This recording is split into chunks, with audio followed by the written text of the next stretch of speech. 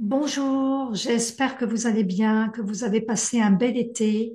Ça sent la rentrée des classes ou ça sent la rentrée aussi tout court pour la fin des vacances.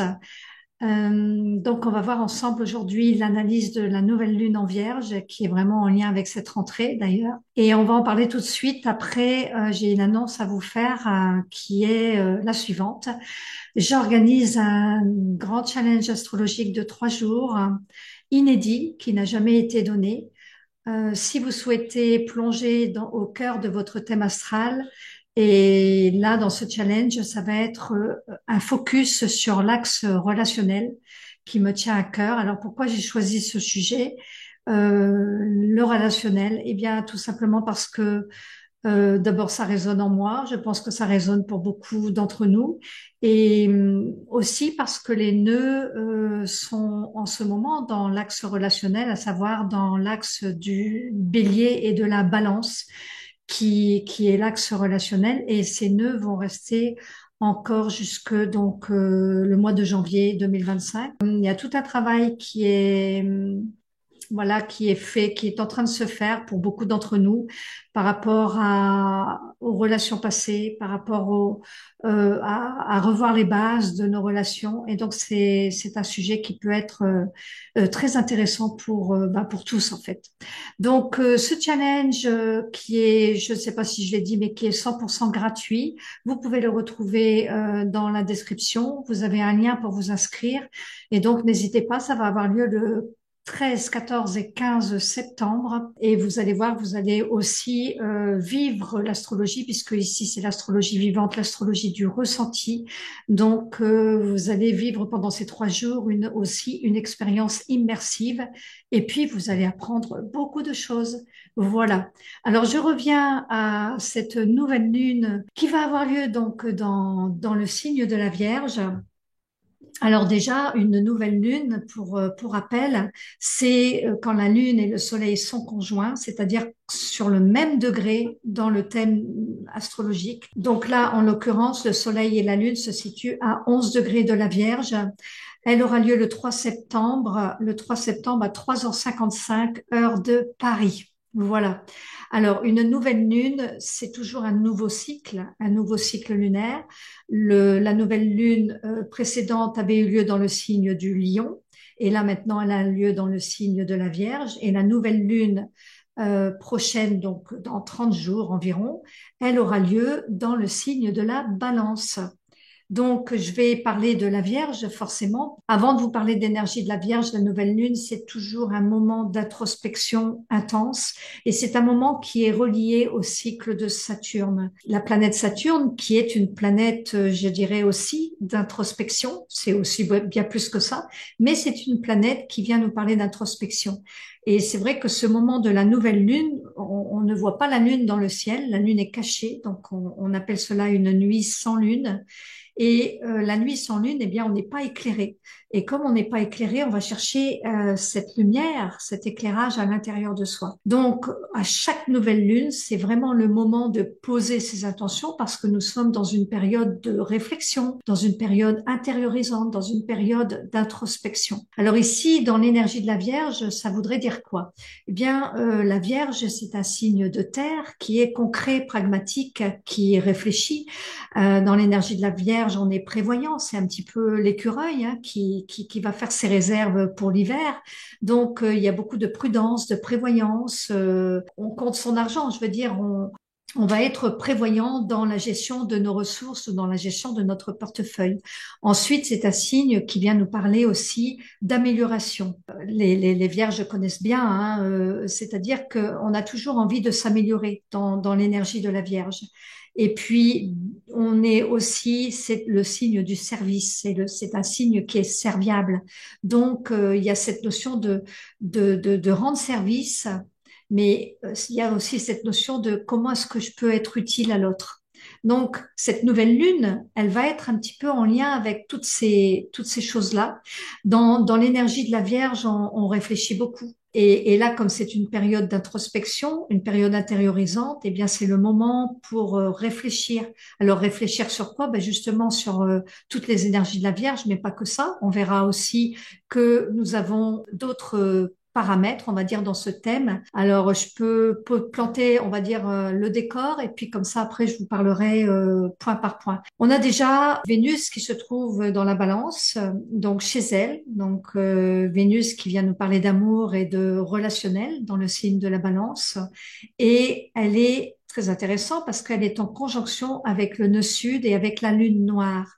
Donc le nœud sud, pour rappel, c'est d'une manière générale, c'est qu'est-ce qu'on doit lâcher, qu'est-ce qu'on doit purifier, qu'est-ce qu'on est amené à se débarrasser, alors que le nœud nord qui se trouve en face dans le bélier, eh bien c'est un petit peu là où on doit aller, là où on est amené à développer l'énergie, donc l'énergie du bélier.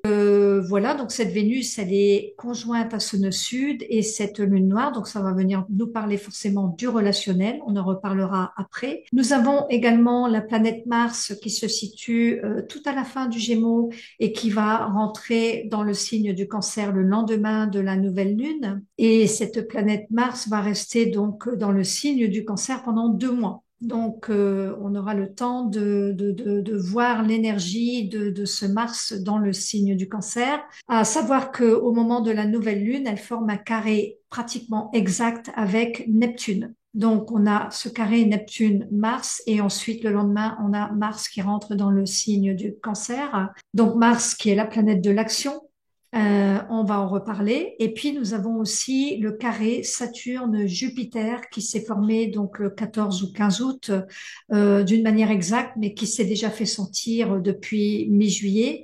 Et c'est un carré très important parce que c'est un carré qui va durer longtemps, qui va durer jusqu'en 2025 avec des petites pauses entre deux, une petite pause en 2024 d'un mois et demi, du mois d'octobre à mi-novembre, mais sinon, on est dans ce carré jusqu'à la fin de l'année et encore jusqu'en 2025, jusqu'au mois de juillet 2025, puisqu'il va y avoir un carré qui va se reformer au mois de mai-juin. Alors, j'ai plus les dates exactes, je les avais, mais j'ai oublié. Et donc, on va avoir ce carré qui va se faire sentir jusque, voilà, pratiquement le mois de juillet 2025. Je parlerai plus de ce carré d'un point de vue personnel, pour notre croissance personnelle et je parlerai pas forcément au niveau mondial. De toute façon, au niveau mondial, c'est sûr que ça va être tendu. C'est ça, c'est ce qu'on peut dire. Ça va être vraiment beaucoup de tension et beaucoup peut-être de frustration au niveau de notre propre liberté avec ce carré de Saturne-Jupiter. Nous avons également en dernier lieu la planète Mercure, qui est donc la planète maîtresse de la Vierge, donc qui est importante, cette planète dans cette nouvelle lune. Elle est redevenue directe depuis le 29 août. Donc, au moment de la nouvelle lune, au 3 septembre, eh bien, cette planète, ça y est, retrouve son plein régime, parce que vous savez que quand une planète est rétrograde, à un moment donné, que ce soit avant ou au moment de sa remise en route, on va dire, ou au moment où elle va devenir rétrograde, il y a toujours un moment où elle est un peu stationnaire. Donc ici, ben, depuis le 29 août, elle a repris sa route, on va dire doucement, et maintenant, ben, ça y est, au moment de la nouvelle lune, elle est à plein régime, on va dire, elle tourne à plein régime. Et donc Mercure qui se trouve dans le signe du Lion, ce signe flamboyant, ce signe royal, et Mercure est en carré avec Uranus depuis le 14 août à peu près, et ça va durer jusqu'au 10 septembre. Voilà. On va revenir, et puis on a quand même un dernier point, là je le vois, on a la nouvelle lune qui est opposée à Saturne. Et comme je vous disais que la nouvelle lune est en lien avec le cycle de Saturne, chaque nouvelle lune est en lien avec le cycle de Saturne. Donc ici, on a une confrontation directe avec cette opposition de cette nouvelle lune avec Saturne. Alors, comme je le disais dans l'énergie de la Vierge, le conseil, ça pourrait être quoi pour cette nouvelle lune? Eh bien, déjà, la nouvelle lune, c'est de poser des attentions beaucoup plus qu'en pleine lune, parce qu'en pleine lune, c'est pas le moment de poser des intentions en pleine lune. En pleine lune, c'est le moment peut-être d'ajuster des choses, oui, mais c'est le moment de récolter, on va dire, plus ou moins les résultats de la nouvelle lune. Et donc, quand on a posé des intentions dans la nouvelle lune, alors des intentions, je dirais, assez rapides, hein, bien sûr, je ne parle pas de projets de plusieurs années, mais des intentions rapides avec le mois en question, le mois lunaire, eh bien, au moment de la pleine lune, on peut voir le résultat de nos intentions. Voilà, à chaque nouvelle lune, on plante ses intentions et puis comme on est dans cette période intériorisante, ça facilite la tâche. Ça facilite aussi la distance que l'on peut avoir par rapport à notre émotionnel, puisque la lune représente les émotions. Et dans une nouvelle lune, on est dans la subjectivité, on est dans l'introspection, la subjectivité et un peu de froideur, parce que comme c'est le cycle, comme c'est lié avec Saturne, Saturne, ça représente l'hiver où tout est froid. En tout cas, la nouvelle lune nous amène la force de pouvoir se détacher ou de pouvoir se distancer émotionnellement d'une situation ou d'une relation ou de ce que vous avez. Pour tout à chacun, ça peut être différent. Mais dans l'idée, c'est ça. La nouvelle lune va nous donner cette force de pouvoir se distancer. Donc, les émotions sont, je dirais, pas bridées, mais les émotions ne sont pas mises en exergue ou vécues d'une manière agitée comme en pleine lune. Et ici, dans la Vierge, la lune, puisqu'il s'agit de la lune avec les émotions, la lune se trouve bien sûr dans la Vierge, hein, complètement collée au soleil. Et la lune ici, dans cette énergie de la Vierge, elle est vraiment retenue au niveau des émotions. Les émotions sont vraiment retenues dans l'énergie de la Vierge. Et ça, c'est vraiment, si vous avez dans votre thème astral une lune en Vierge, eh bien, sachez que les émotions sont retenues. Donc, il y a comme un contrôle, parce que dans la Vierge, on veut garder le contrôle. Et donc ici, eh bien, on veut garder le contrôle de ses émotions quelque part. Mais cette lune, ça représente aussi le mental. Alors, pas comme Mercure. Mercure va représenter l'intellect, va représenter la raison. Ici, la Lune va représenter plus le mental. Vous savez, quand on rumine là dans le mental et qu'on est comme un petit singe qui saute de branche en branche. Autant la Lune peut être retenue, mais ça ne veut pas dire qu'à l'intérieur, nous vivons pas des choses, on peut être pris dans notre mental. Voilà, c'est ce que je voulais dire. Dans cette énergie de la Vierge, les intentions peuvent être en relation avec justement l'énergie de la Vierge, puisque pendant tout ce mois lunaire, eh bien, ça va être marqué par le sceau de l'énergie de la Vierge. Comme c'est un signe qui nous parle d'amélioration, ça peut être eh bien, de revoir les bases de nos relations, de comment est-ce qu'on peut faire progresser, comment est-ce qu'on peut les améliorer, nos relations. C'est un signe qui nous parle aussi de pureté. Donc, il y a comme un nettoyage. Quand on parle de nettoyage de printemps, ben là, on va parler de nettoyage dans le signe de la Vierge. On va se préparer à nettoyer des choses pour se purifier. Ça peut être donc de prendre soin de sa santé, de son hygiène de vie, puisque ici, dans l'énergie de la Vierge, ça vient nous parler de ça, de l'hygiène de vie, de la santé, de prendre soin de soi. Peut-être de mettre en place de nouvelles routines alimentaires pour notre corps, toutes ces choses-là. C'est aussi dans l'énergie de la Vierge tout ce qui concerne l'administration, par exemple les papiers. S'il y a des retards administratifs, eh ben, c'est de mettre tout en ordre et de bien faire ces papiers. D'ailleurs, la rentrée est quand même un moment propice pour ça. C'est de mettre en ordre les choses, en fait, que ce soit au niveau administratif, au niveau relationnel, au niveau de sa santé, à tous les niveaux, c'est de progresser et de se perfectionner, de s'améliorer et de prendre des décisions pour, bah justement, en parlant de décisions, on va justement aller voir la planète Mars. Mars qui se trouve, alors évidemment, à 28 degrés du Gémeaux au moment de cette nouvelle lune, mais dès le lendemain, Mars va se retrouver dans le signe du Cancer. Et dans cette énergie Cancer, qui va bien avec l'énergie de la Vierge d'ailleurs, eh bien, Mars, on peut dire que ça va être pris dans l'énergie de cette nouvelle lune pendant tout le mois, en fait. Donc, Mars en Cancer, Mars, c'est la planète de l'action. mais c'est une planète aussi qui vient nous parler de protection. Vous savez, les planètes, elles jouent un rôle. Donc Mars décide, Mars agit et Mars protège également. Alors, dans le signe du cancer, comme c'est un signe qui est relié justement à la protection, on est très protecteur dans l'énergie du cancer, eh bien Mars, dans cette énergie du cancer, va peut-être être en surprotection ou protecteur, tout simplement. Dans quoi? Dans les histoires de famille, justement, dans les liens familiaux, dans la famille, dans tout ce qui est familial. Donc, ça peut être un bon moment, justement, pendant cette période de Mars en Cancer, avec au moment de cette nouvelle lune, hein, finalement, eh bien, de régler aussi peut-être des conflits familiaux ou des relations qui sont pas extrêmement bonnes dans la famille. Ben, c'est le moment, justement, de mettre en ordre l'énergie de la Vierge, d'améliorer les relations et avec Mars, eh ben, de pouvoir aider à ça. Mars va venir aider à résoudre des conflits familiaux.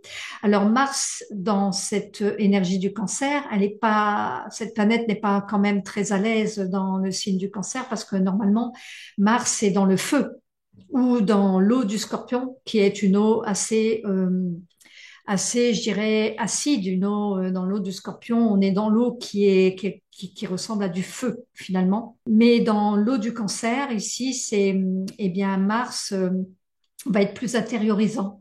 Donc, on va moins rentrer dedans, on va moins avoir de discipline ou cet esprit de guerrier. On va être plus dans un Mars qui va être émotionnel, c'est-à-dire où l'action va être menée avec une réaction émotionnelle, vous voyez, puisque dans le signe du cancer, nous sommes dans un signe régi par les émotions, puisque c'est la Lune qui régit le cancer. Donc nous y revoilà avec la Lune et Mars rentrant dans cette énergie, voilà, ça donne un Mars réactionnel avec les émotions. Donc ça peut donner des fluctuations d'humeur aussi puisque la Lune, elle bouge beaucoup, hein, elle se déplace beaucoup, et puis la Lune, elle grandit, elle rétrécit dans le ciel, et donc ça peut donner aussi des actions un peu en hausse, des actions en baisse, enfin des fluctuations, on va dire. Avec ce Mars dans le cancer. Donc Mars en cancer, c'est aussi le moment idéal aussi pour entreprendre des choses pour améliorer son chez-soi ou sa maison. Ça peut être des travaux de rénovation, des travaux dans sa maison en fait. Au moment de cette nouvelle lune, Mars est en carré à Neptune. Alors, quand on voit comme ça un carré Neptune-Mars, Neptune, c'est la planète de la spiritualité et c'est également la planète de la trahison. Parce que si on se réfère à la mythologie, Neptune, c'est Poséidon, le dieu des océans. Et à un moment donné, Neptune va venir trahir son frère, sans rentrer dans les détails. Donc en fait, Neptune peut trahir. Alors avec Mars, un carré avec Mars, on peut avoir des trahisons.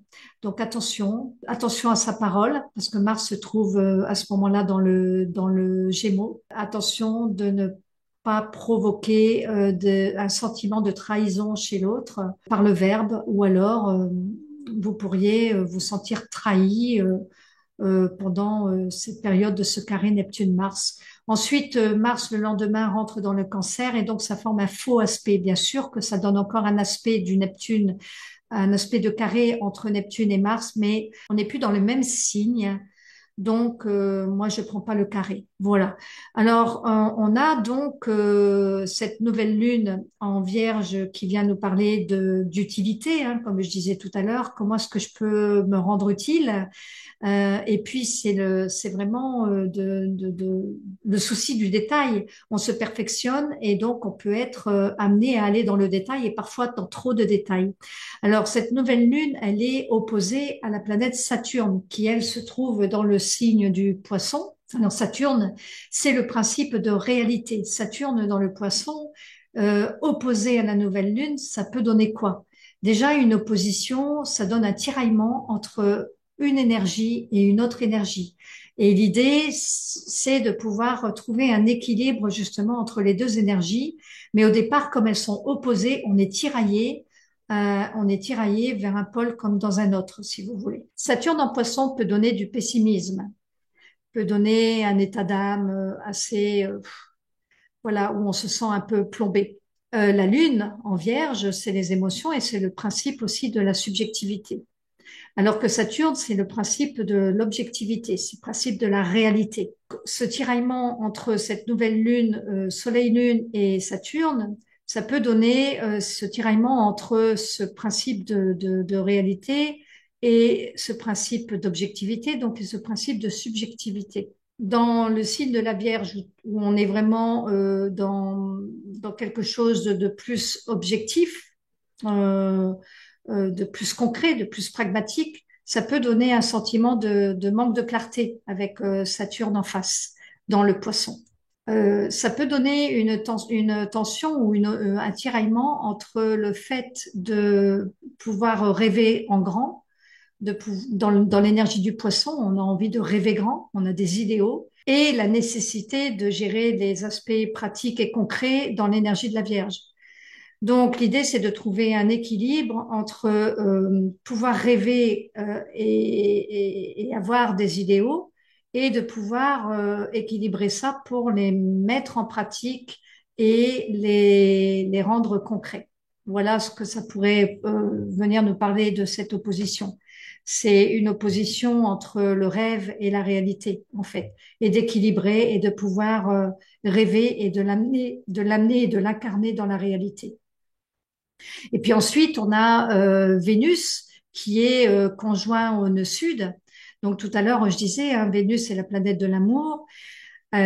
Conjoint au nœud sud, c'est ce qu'on doit lâcher. Et conjoint à la lune noire, et la lune noire, c'est toutes nos ombres, toutes nos, comme ça se situe tout ça dans la balance, dans l'énergie de la balance, ça vient vraiment nous parler de notre relationnel, puisque le signe de la balance, c'est tout ce qui est en lien avec notre relationnel et notre vie de couple aussi, donc notre conjoint ou notre conjointe ou notre partenaire, nos collaborateurs ou nos partenariats, en fait, notre relationnel, qu'il soit au niveau intime ou professionnel ou amical, c'est notre relationnel tout court. Donc ici, il y a vraiment au niveau de cette nouvelle lune un gros nettoyage qui est en train de se faire par rapport à des relations passées.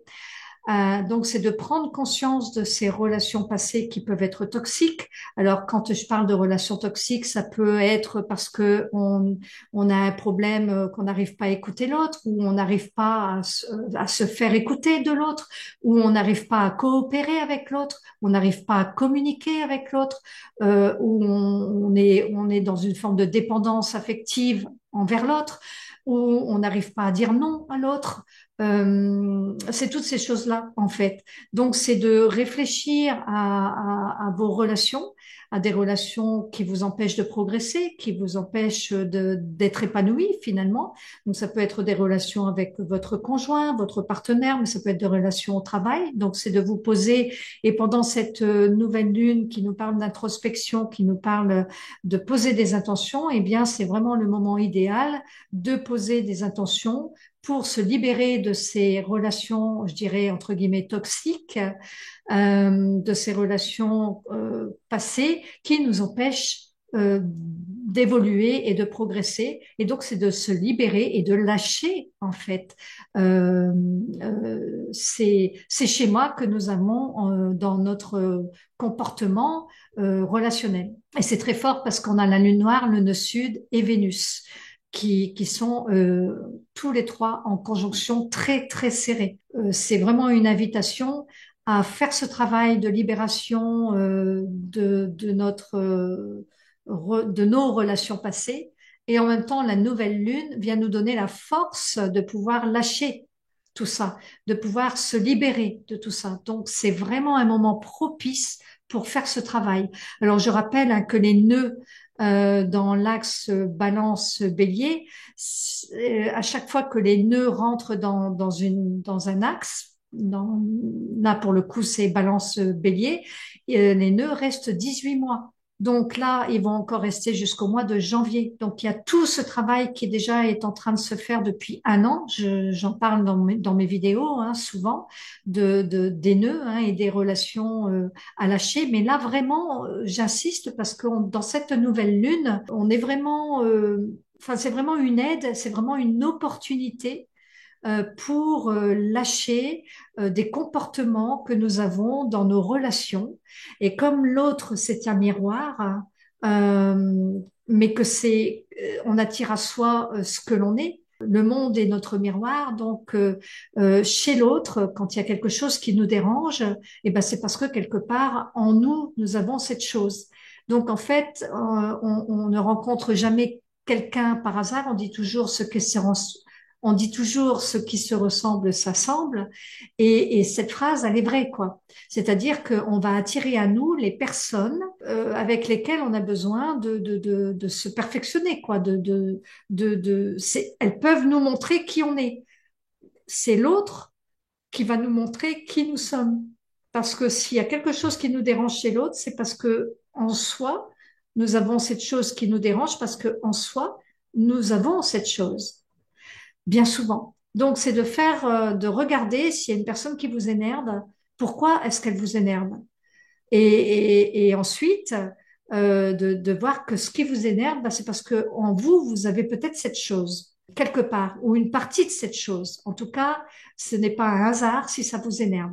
Parce que normalement, ça ne devrait pas vous énerver. Ça devrait vous glisser dessus ou vous devriez être neutre. Si on n'est pas neutre et qu'on a une émotion par rapport à une relation, donc une colère ou c'est parce qu'on n'accepte pas véritablement l'autre. Et d'ailleurs, des fois, ça peut être légitime, hein. Par exemple, une personne qui nous fait du mal, ben, on lui en veut ou on est en colère contre elle ou cette personne, eh bien, on va, comment dire, on ne va pas lui pardonner.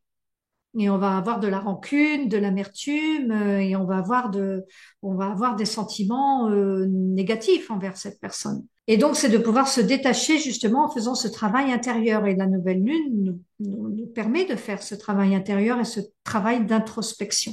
Les intentions, eh bien, pensez à faire des intentions aussi pour votre vie relationnelle, que ce soit dans tous les domaines.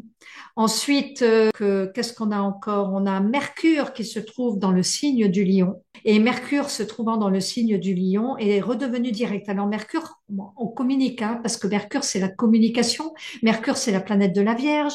Donc, c'est la planète de la raison, de l'intellect, de l'analyse ici, dans l'énergie de la Vierge. Et c'est aussi la planète du Gémeaux qui lui communique, qui aime apprendre, soif de connaissance.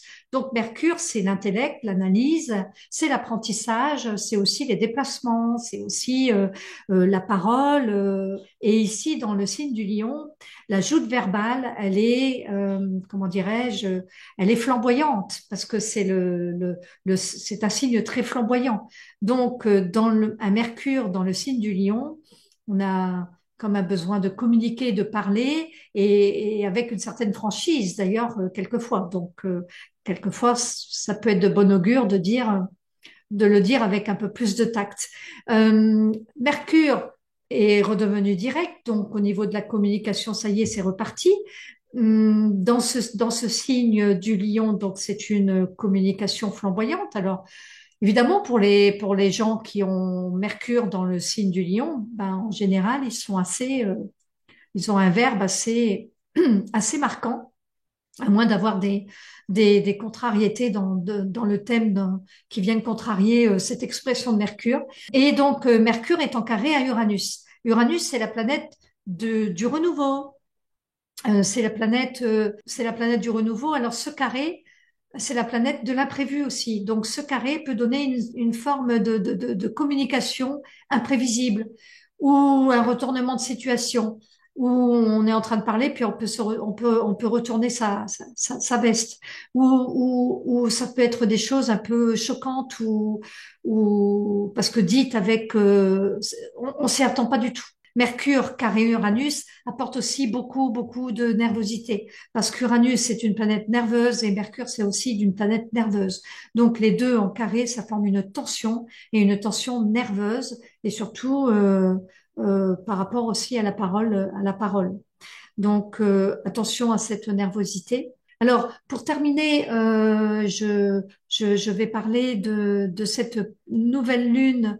Quel va être l'impact pour chaque signe? Alors, je rappelle que ce sont juste des généralités et que il faut regarder dans votre thème astrologique personnalisé dans quelle maison exactement ça tombe. Là, on part sur une base vraiment très générale, mais ça donne quand même de bonnes indications. Donc, si vous êtes bélier ou ascendant bélier, eh bien, votre nouvelle lune se trouve dans votre secteur 6, la maison 6.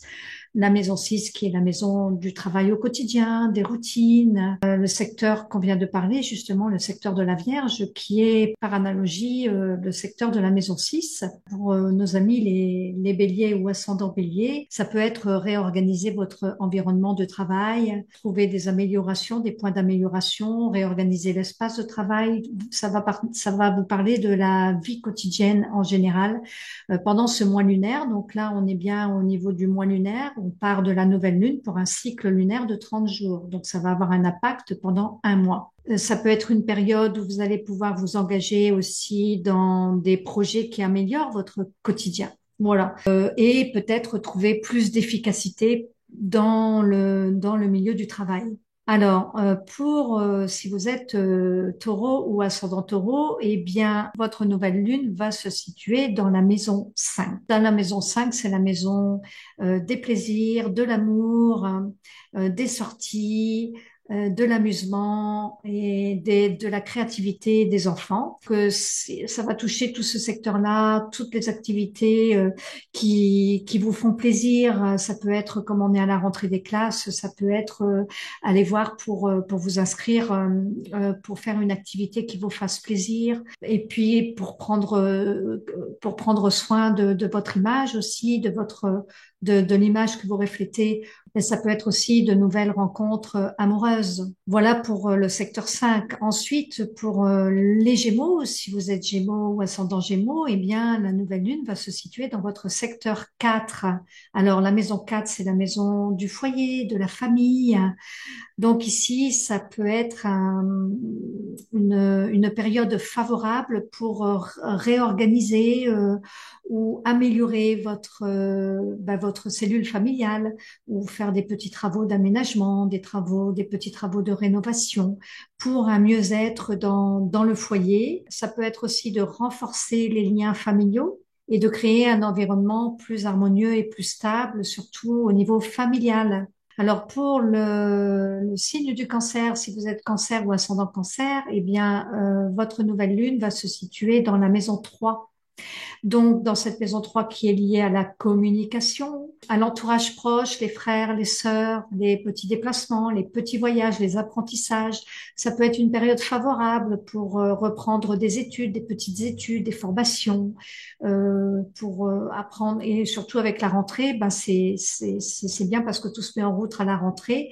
Voilà, pour reprendre des choses qui sont liées à l'apprentissage. C'est aussi de renforcer la communication avec votre entourage proche, donc avec les frères et sœurs ou les oncles, les tantes, les voisins, les collègues, l'entourage proche en fait. Et ça peut être aussi une période pour exprimer plus clairement vos idées. Alors ensuite, si vous êtes Lion ou ascendant Lion, eh bien la nouvelle lune va se trouver dans votre secteur 2 qui est lié à l'exploitation des ressources, qui est lié à comment est-ce que je fais pour gagner ma vie, donc qui est lié à l'argent, aux possessions, qui est lié aussi aux richesses, mais aux richesses intérieures. Donc ça peut être un moment pour réévaluer votre situation financière, pour pour l'améliorer, votre situation financière, de trouver des solutions concrètes et pragmatiques pour améliorer vos finances,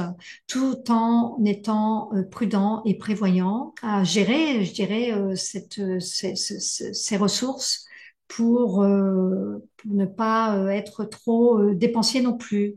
Ça peut être aussi une réflexion sur l'estime de soi, puisque la maison 2 est en relation aussi avec la valeur que l'on se donne. C'est de réfléchir à cette estime de soi pour l'améliorer, cette estime de soi, et donc améliorer la confiance en soi pour la valoriser. Ensuite, si vous êtes vierge ou ascendant vierge, eh bien là, eh bien, c'est dans votre maison 1, c'est-à-dire la maison de l'ascendant.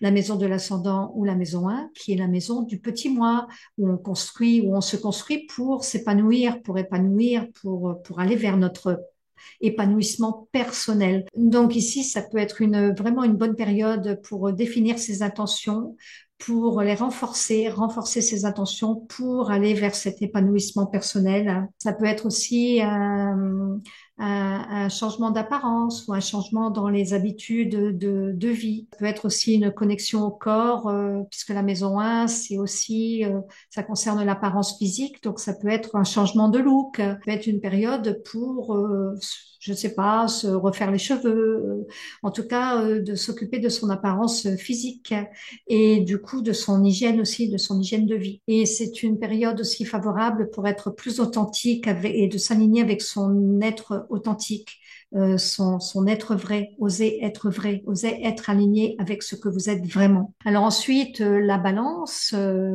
si vous êtes balance ou ascendant balance, eh bien votre nouvelle lune va se situer dans le secteur 12 qui est relié à la santé, la spiritualité, la solitude aussi.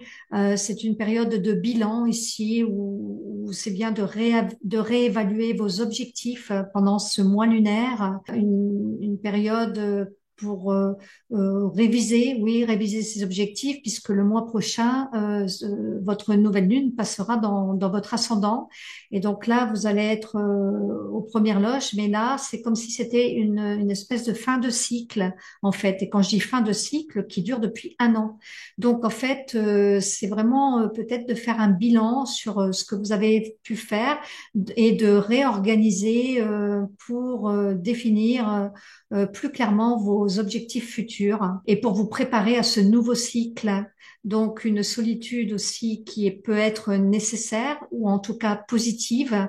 Ici, c'est vrai que dans la balance, on aime être avec l'autre, on aime être à deux dans l'énergie de la balance, mais ici, la solitude peut être vraiment salvatrice. Ça peut vous permettre de justement de réajuster et de réévaluer vos relations et qu'elles soient intimes ou professionnelles ou autres, d'avoir une réflexion profonde sur vos relations justement. Donc c'est une période pour vous ressourcer et refaire le point. Alors ensuite, si vous êtes Scorpion ou ascendant Scorpion, eh bien votre nouvelle lune va se situer dans le secteur 11, c'est ça. Donc ici, dans le secteur 11, qui est la maison des amis, des projets collectifs, des projets à long terme, de la fraternité, des amis, eh bien, ça va peut-être être une période favorable pour renforcer vos relations sociales, pour renforcer vos relations amicales et vos projets à long terme. Peut-être un besoin aussi de renouveler les amitiés et de s'impliquer dans des causes humanitaires ou dans des associations caritatives. Voilà un petit peu pour le Scorpion. Ensuite, pour le Sagittaire, si vous êtes ascendant ou Sagittaire ou ascendant Sagittaire, eh bien, votre nouvelle lune va se trouver dans votre secteur 10, la maison de la carrière professionnelle, de l'élévation sociale. Donc ici, ça va être un moment idéal en fait pour tout ce mois, pour, je dirais, pour de nouveaux départs professionnels. Ça ne veut pas dire que vous quittez votre travail, mais peut-être qu'il y a une réorganisation au niveau de votre vie professionnelle. Alors, ça peut être effectivement changer de travail, mais ça peut être tout simplement réorganiser au niveau de votre structure, au sein de votre travail, de profiter, de réorganiser votre vie professionnelle, de la structurer mieux, peut-être d'avoir de nouveaux objectifs professionnels, justement, et de revoir vos priorités au niveau professionnel. Ça peut être aussi des initiatives pour améliorer la position sociale. Il y a une histoire ici d'organiser, de s'améliorer, de perfectionner d'une manière concrète et pragmatique.